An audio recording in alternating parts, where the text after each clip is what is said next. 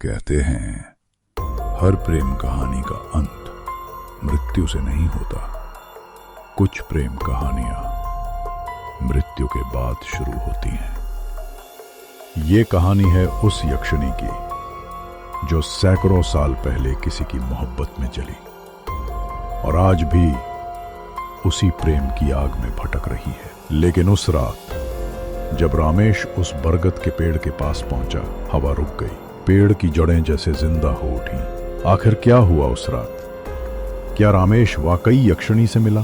क्या वो उसे अपने साथ ले गई या फिर उसी के प्रेम में बंध गई? ये जानने के लिए कहानी को मिस मत कीजिए। हमारे चैनल को सब्सक्राइब करें और साथ बने रहिए इस डरावनी प्रेम कथा यक्षिणी का प्रेम। रात काली और तूफानी थी। हाईवे पर तेज बारिश हो रही थी और रमेश अपनी कार में अकेला जा रहा था। सामने बरगद के पुराने पेड़ के नीचे से एक लड़की दिखाई दी। वो पेड़ से टिक कर खड़ी थी, पर अजीब बात यह थी कि बारिश के बावजूद उसका एक कतरा भीगी नहीं था। रमेश गड़बड़ाहट और उत्सुकता दोनों में फंसा हुआ था। लड़की ने धीरे धीरे उसे अपने पास आने का इशारा किया।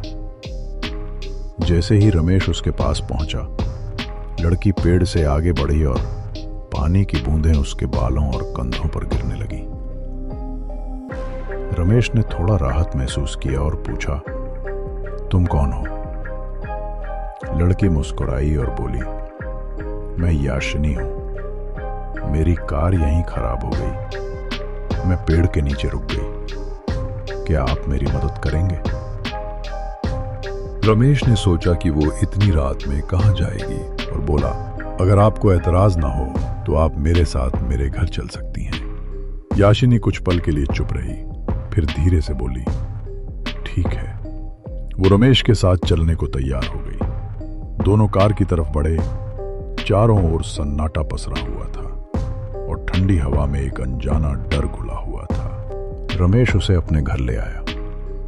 घर में दोनों ने चाय पी और बातें करने लगे। रमेश धीरे धीरे मन ही मन याशिनी को पसंद करने लगा। उसकी सुंदरता, रहस्यमय अंदाज और उसकी मदद की शक्ति ने रमेश के दिल पर गहरा असर डाल दिया। वो खुद को रोक नहीं पा रहा था। हर पल उसके ख्यालों में यक्षिणी बसती जा रही थी। रमेश ने बताया कि ऑफिस में उसका कितना परेशान हाल है। बॉस उसके प्रमोशन नहीं दे रहा और काम का दबाव बढ़ता जा रहा है। याशिनी ने धीरे धीरे कहा, तुम्हारे बॉस की कोई चीज ले आओ, मुझे दो, मैं तुम्हारी मदद करूंगी। रमेश थोड़ी हिचकिचाहट के बाद ऐसा ही किया। उसने बॉस की डायरियां यक्षिणी को दे दी। वो बस उसे लेकर खड़ी रही, कुछ नहीं कहा। याशिनी घने जंगल के बीच एक पुराने पेड़ के नीचे बैठी थी। चारों ओर धुंध और सन्नाटा था। उसके सामने एक हवन कुंड जल रहा था, जिसकी लपटें कभी ऊंची उठती तो कभी धीमी हो जाती। वो कुछ तांत्रिक क्रिया कर रही थी। जमीन पर बनी राख की रेखाओं के बीच नींबू, मिर्च और कुछ रहस्यमयी वस्तुएं रखी थीं। उसके हाथ में बॉस की पुरानी डायरी थी। याशिनी की आंखें आधी बंद थीं और उसके होंठ धीमे धीमे हिल रहे थे। वो किसी अनजानी भाषा में मंत्र जप रही थी। ओम कालाय नमः, ओम भूत प्रेताय स्वाहा।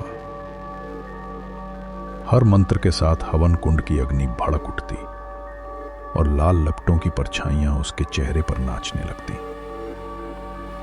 उसके चारों ओर हवा भारी होती जा रही थी। पत्तों की सरसराहट तेज हो गई थी, जैसे पूरा जंगल उसकी साधना का साक्षी बन गया हो। अगले दिन रमेश को उसका प्रमोशन मिल गया। सब कुछ सही लग रहा था। ऑफिस में सम्मान, पैसे और काम की सुविधा। लेकिन कुछ ही दिनों बाद रमेश का बॉस अचानक एक अजीब हादसे का शिकार हो गया। कहते हैं वो ऑफिस के सीढ़ियों पर गिर पड़ा और कुछ गंभीर चोटें आईं। धीरे धीरे रमेश ने हर छोटी बड़ी समस्या याशिनी से बताई और वो हमेशा कहती, जो भी चाहिए बस ला दो, और फिर वो काम हो जाता। लेकिन रमेश को धीरे धीरे एक अजीब बात महसूस होने लगी। जो भी चीज याशिनी को दी, उनके साथ कुछ न कुछ भयावह घटना घट रही थी। रमेश ने उसे रेस्टोरेंट में खाने के लिए बुलाया। खिलाते समय उसने सामने के शीशे में देखा, उसका ही प्रतिबिंब था, यक्षिणी का नहीं। दिल की धड़कन तेज हो गई, पर उसने कुछ नहीं कहा। घर लौटने के बाद वही दृश्य घर के शीशे में भी देखा, केवल उसका प्रतिबिंब, यक्षिणी का नहीं। डरते हुए रमेश ने पूछा, तुम कौन हो और तुम्हारा प्रतिबिंब क्यों नहीं दिखता? याशिनी ने धीरे से अपना असली रूप दिखाया। वो अब सच्ची यक्षिणी की तरह डरावनी, लाल आंखें और लंबे काले बाल, जिससे कोई भी देखे डरकर कांप जाए। वो बोली, मैं यक्षिणी हूं। प्रगत का पेड़ वही जगह है जहां मेरे प्रेमी ने मुझे मारकर दफन कर दिया था।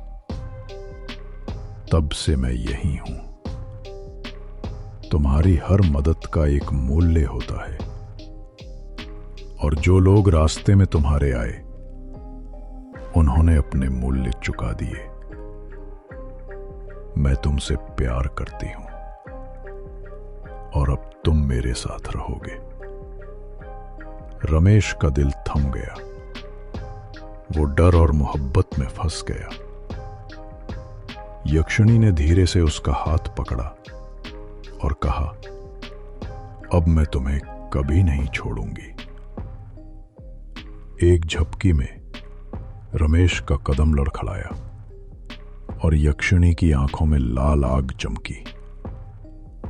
तभी रमेश ने देखा कि वे सिर्फ उसी बरगद के पेड़ के नीचे हैं जहां वे पहली बार मिले थे। यक्षिणी ने धीमे और गंभीर स्वर में कहा, अब हम दोनों हमेशा यहीं साथ रहेंगे। जैसे ही उसने ये कहा, एक रहस्यमयी धुंध उठी और दोनों धुंध में घुलकर गायब हो गए, मानो वे कभी वहां मौजूद ही न रहे हों। सिर्फ बारिश की आवाज और पेड़ की टहनियों की सरसराहट रह गई, और हाईवे के उस मोड़ पर कभी कभी दो परछाइयां दिखाई देती हैं, एक आदमी की और दूसरी यक्षिणी की। अगर ये डरावनी कहानी आपको पसंद आई हो तो लाइक करें, सब्सक्राइब करना मत भूलिए और कमेंट में बताइए अगली कहानी किस बारे में सुनना चाहेंगे।